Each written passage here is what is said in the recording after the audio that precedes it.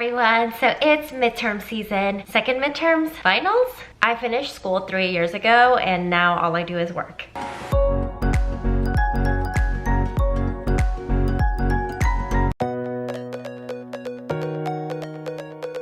So how I got straight A's after failing some of my classes. Yikes, we're really sharing a lot this year. So if you saw my testimony video, you would know that I went through depression when I was in college. And so I failed some of my classes because 1, I didn't like it, and 2, I didn't show up.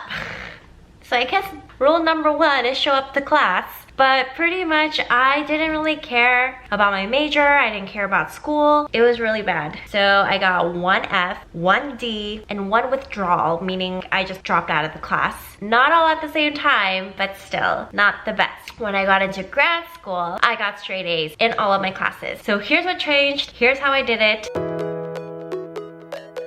Before I get into this video, I really have to say, you can't be like, oh, I want to get straight A's, but I still want to study the way that I've always studied. I want to keep doing the same thing I've always done. Because insanity is doing the same thing and expecting different results. Ouch. So you can't keep doing the same thing. If you have been studying a certain way and you're not getting the grades that you want, clearly that's not working. Or maybe it worked for one class, but it's not working for another class. You have to be adaptable and you have to change it up. So here are some ways that we can do that.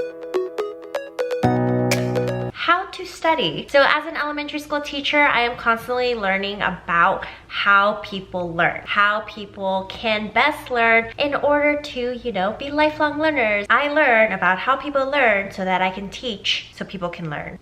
Of course, every subject that you study for, you're going to have to study in a different way. Sometimes flashcards work, but then for math, for example, it really comes from practice. But really, number 1, what I've noticed is that most classes, they give you a study guide. You need to do the study guide early enough so that you can go to your professor or your teacher, have them check over it and see if they're satisfied with the answers that you gave. I know that's intimidating. I know that takes extra time, but how badly do you want an A? You need to put in the work, and that also shows your professor that you are taking it seriously, because I highly doubt that the entire class is doing that. And so they are going to see, oh, so-and-so, you actually care to bring me the study guide, go over it with me, and I'm gonna give you some pointers because I make the test. So you have to kind of think how your professor or teacher is thinking. If you're not, your answer might be right, but it might be incomplete. Number 2, you don't have to like a subject to do well in it. You don't have to like the class, but you have to like the work, because your work ethics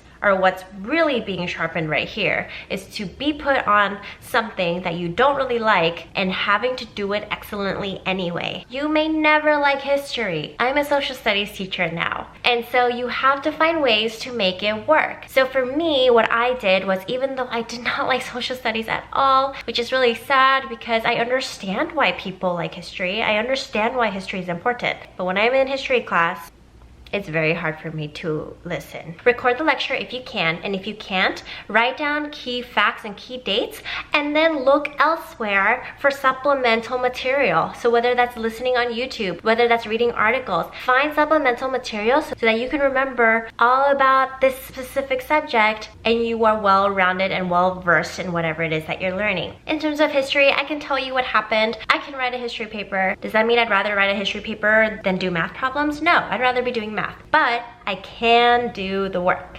because you gotta learn how to learn. Number 3, when you have a really big test and you're cramming, because we all know we cram, study the parts that are difficult for you first. Unless you're one of those people that gets really easily discouraged. Then study the parts that you do know to kind of like pump you up, and then go to the hard ones. But otherwise, save your time, focus on the ones that you really don't know, and then go back and review the things that are easier for you. But study guides are really important. And the biggest thing that I noticed for me was I thought I knew something, and then on the test, I don't remember anything.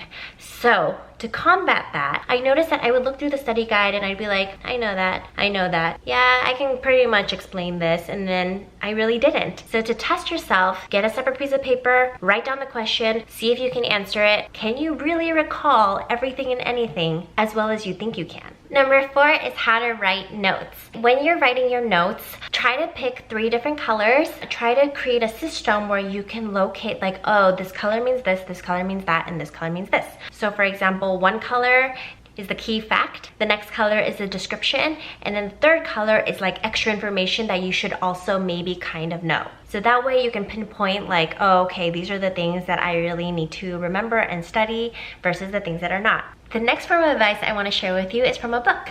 Let me go get the book.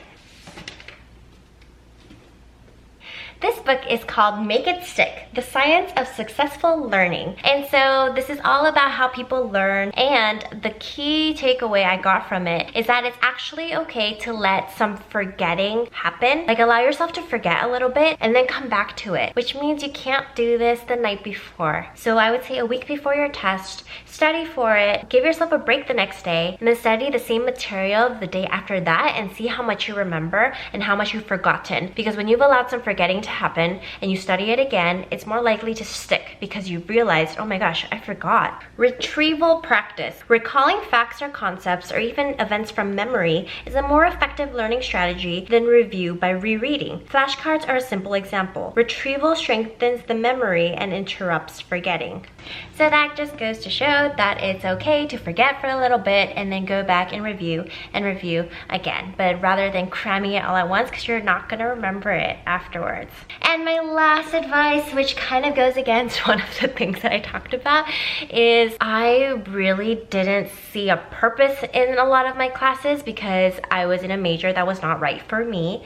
And so I didn't want to do well. I honestly didn't because I didn't see a need for it, and that was what hurt my grades the most. But when I got into grad school, I was getting my master's in education, so I loved every minute of it. I soaked it all up. I was also taking Bible classes, and so I aced it because I thoroughly enjoyed it and I knew a lot about it. But the minute I felt like I don't know anything about this class, I didn't even really try.